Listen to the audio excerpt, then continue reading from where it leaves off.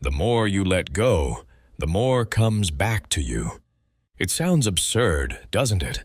Like some fortune cookie wisdom you'd laugh at, only to forget the moment after. How could release bring abundance? How could surrender give strength? From the surface of our daily lives, it seems the opposite must be true. We're taught from childhood that holding on is survival. If you want something, you clutch it. If you've been hurt, you replay the wound until you find out how to prevent it from happening again. If you've lost something precious, you grip the memory so tightly you can't breathe. And yet, the tighter the fist closes, the more slips through your fingers. Nature whispers a very different truth. Imagine standing by a wide river at dawn. The water glides past, soft and relentless, moving toward the sea. It doesn't struggle. It doesn't demand the rocks move aside. It curves. It bends. It accepts the shape of the land. And because it does, it always finds its way forward. Or picture the branches of a tree in late autumn. The leaves, once green and full of life, release themselves into the air. They don't argue with the season. They don't cling to what has already reached its end. Their falling is what allows the tree to rest, to store energy, to prepare for the renewal of spring. Now think of the ocean's tide. The waves rush in, then retreat. If the sea tried to only advance and never fall back, it would destroy itself. Its rhythm is surrender. Its strength is in the letting go. So here is the paradox. Healing begins not in holding tighter, but in loosening your grip. The past cannot be healed by replaying it over and over like a broken record. Each time you press play, you reopen the wound. You keep the scar tender. What if instead you stopped fighting? What if you allowed your story, your pain, your failures, your losses to fall away like autumn leaves? The question then rises, gentle and terrifying. What happens when we stop gripping so tightly?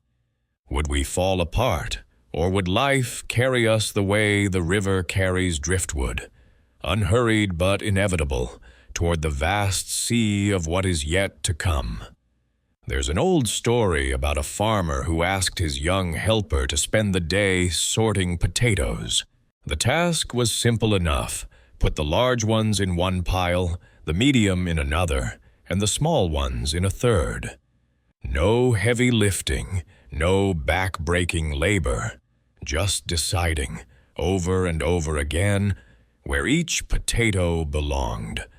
By sunset, the helper threw down his basket in exhaustion and quit. Not because the job was hard, but because it was relentless. 1,000 tiny decisions had drained him more completely than hours of hard work ever could. We live our lives much the same way when it comes to the past. Each memory is like one of those potatoes. Every day we pick it up, examine it, and try to decide, was this mistake big or small? Should I have said something different? Should I have acted sooner, waited longer, tried harder? Again and again, we replay the scenes, rewinding and fast-forwarding, as though sorting them just right will finally free us. But by the end, we are like the exhausted helper, not broken by life itself, but by the endless effort of replaying it. Think of a friend who rehashes an old breakup every time you meet. If only I hadn't said that, they sigh. If only I had seen the signs earlier. Their pain isn't from the event anymore. It's from living it twice, 3 times, 10,000 times. The breakup happened once. The replay happens endlessly. Or maybe it's you. Maybe you lie awake at night going over the conversation with your boss that ended badly, or the opportunity you let slip away, or the loved one you couldn't save. Each time you return to the memory, you believe you are protecting yourself, learning a lesson, guarding against another failure. But in truth, you are simply draining your life force, one mental potato at a time. Here's the quiet tragedy. While your eyes are locked on the rearview mirror, you miss the open road stretching before you. Healing doesn't come from perfect sorting. It doesn't come from replaying. It comes from the moment you finally set the basket down. The story of the farmer's helper shows us something essential. It isn't always the heavy burdens that wear us down. It's the repeated, unnecessary ones we choose to carry. In life, our constant sorting and replaying of the past functions the same way. We believe that if we analyze hard enough, if we replay the mistakes enough times, we'll finally find the magic key that will change what happened. But the truth is simpler and harder. What's done is done, and no amount of mental sorting will undo it. Alan Watts often reminded us that nature doesn't force its way forward. The river doesn't claw its way to the sea, yet it arrives. The trees don't grip their leaves, yet they bloom again each spring. The waves don't resist their retreat, yet they return. There's a wisdom in that rhythm, a wisdom we forget when we live chained to the past. When you overthink, when you keep replaying old wounds, you live as though you could control what is already gone. But the past is a closed door. You can bang on it, cry at it, or sit in front of it for years. It will never open again. Nature itself pries your fingers open and shows you the illusion of control. Seasons change, bodies age, people come and go. Life will move forward, with or without your permission. So where does healing come from? Not from holding tighter, but from aligning yourself with this deeper rhythm. Healing begins the moment you stop trying to fix what cannot be fixed, and instead learn to flow with what is. Consider this. When you let go of replaying the past, something remarkable happens. Energy that was once tied up in regret becomes available for the present. You notice opportunities you missed before. You connect more easily with others because you're not dragging your old story into every conversation. You begin to experience the quiet relief of being here, now, instead of there, then. The river teaches us, flow is not forced, it is allowed. The leaf teaches us, falling is not the end, but the beginning of renewal. And your own life can teach you this too, if you dare to release your grip. At every crossroads in life, we're offered two paths. The first is the path of control. The second is the path of trust. Both feel tempting, but their destinations could not be more different. On the path of control, everything is tight. Your jaw, your fists, your calendar, your relationships. You measure every step, monitor every detail, replay every mistake. You live as though life were a monarchy, where you must be the absolute ruler, dictating every outcome, silencing every surprise, demanding obedience from reality itself. But like all monarchies, this rule comes with a price. Anxiety becomes your crown, burnout your throne, and loneliness your court. Because in a kingdom of control, there is no room for allies. Everyone else becomes a threat to your sovereignty. Now picture the second path, the path of trust. This isn't laziness or apathy. It's not saying, I don't care what happens. It's recognizing that life works more like a democracy. Or better yet, like a forest ecosystem. In a forest, no single tree rules.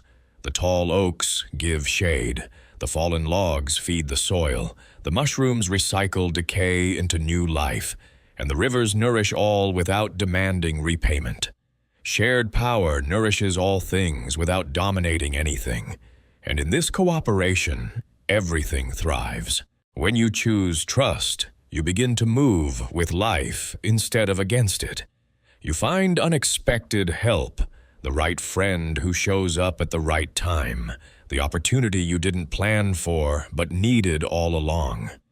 You discover that by loosening your grip, you actually strengthen your connections. Life stops feeling like a battle and starts feeling like a dance. The contrast is clear. Path 1, control, isolates you, exhausts you, and blinds you to possibility. Path 2, trust, invites you into rhythm, replenishes your energy, and connects you with others. The paradox we resist is that trust is not weakness. It's a form of intelligence, just as the forest thrives not by domination, but by cooperation. You too can thrive when you release your demand to replay and control the past.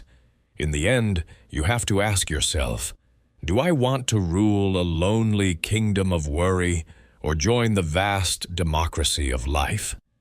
Here's where the mind usually protests. Fine, it says, I'll stop controlling. But what happens next? What if I don't know what's coming? What if letting go means I lose everything? This fear of not knowing is what keeps most of us trapped in replay. We'd rather stay with the familiar pain of the past than risk the uncertainty of the future. Yet Alan Watts often pointed to this very uncertainty as the hidden doorway to freedom. Think of light. Light illuminates everything it touches, but it cannot shine on itself. Or consider a blade. It can cut through wood, rope, even steel, but it cannot cut itself. In the same way, the mind cannot fully grasp the mystery of life because it is part of that mystery. Trying to know everything is like an eye trying to see itself directly. Impossible. So what if not knowing wasn't a weakness, but a liberation? Imagine standing at the edge of a vast ocean at night. The moon reflects on the waves, but beyond the horizon is only darkness. You don't know what's out there, and yet the tide keeps moving. The stars keep burning. The rhythm continues. Life doesn't ask you to map every detail. It asks you to participate. Here's the strange, beautiful twist. What you truly want is bound up with what others want. Your deepest fulfillment is not a solo achievement, but a dance with the desires and surprises of the world around you. What I really want, Watts once said, is tied to what you want. And what you want, I don't know, surprise me. That phrase, surprise me, is more than playful. It's a declaration of trust. It's the willingness to let life show you possibilities beyond your imagination. When you drop the need to replay, to predict, to control, you create space for mystery. And in that mystery, healing arrives uninvited, like spring rain on dry earth. The great secret is this: you don't need to know in order to live. In fact, life's beauty only reveals itself when you admit you don't know. The seed does not know how it will become a tree. The child does not know how it will grow into an adult. The river does not know its exact path to the sea. And yet, everything arrives. So we return to the paradox we began with. The more you let go, the more comes back to you. At first, it sounded absurd, counterintuitive, like some riddle that couldn't possibly be true. But now, after walking through the river, the forest, the story of endless potatoes, perhaps it makes sense. Healing doesn't come from replaying the past.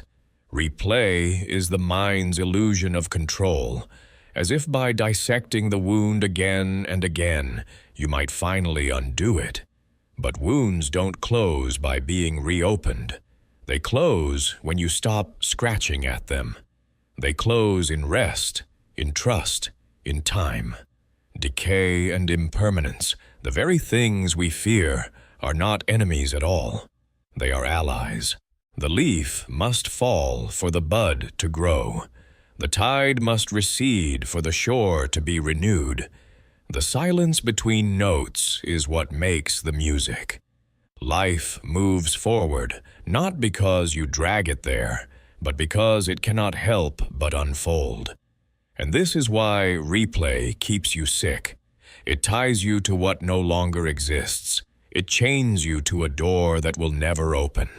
But the moment you release the handle, another door, one you never noticed, swings wide. Letting go is not defeat. It is not indifference. It is participation in a larger rhythm. It is remembering that you are not the ruler of the current, but a part of its flow. The river existed long before you and will continue long after. Its wisdom is patient, eternal, and generous. It carries those who trust it. So here is your invitation. Stop replaying. Stop demanding certainty. Let the past rest where it belongs, in the soil, where it can feed new growth. Trust that what is yours will arrive in its own season, just as spring always follows winter. Stand at the river's edge, unclench your fists, and let the water take what you no longer need. Feel the strange relief of release, the quiet power of trust, because when your hands are finally open, life can place something new within them. So let the river carry you. Trust the tide. What is yours will arrive when it is meant to, and when it does, you will be ready, because you will have learned the rarest art of all, the art of opening your hands.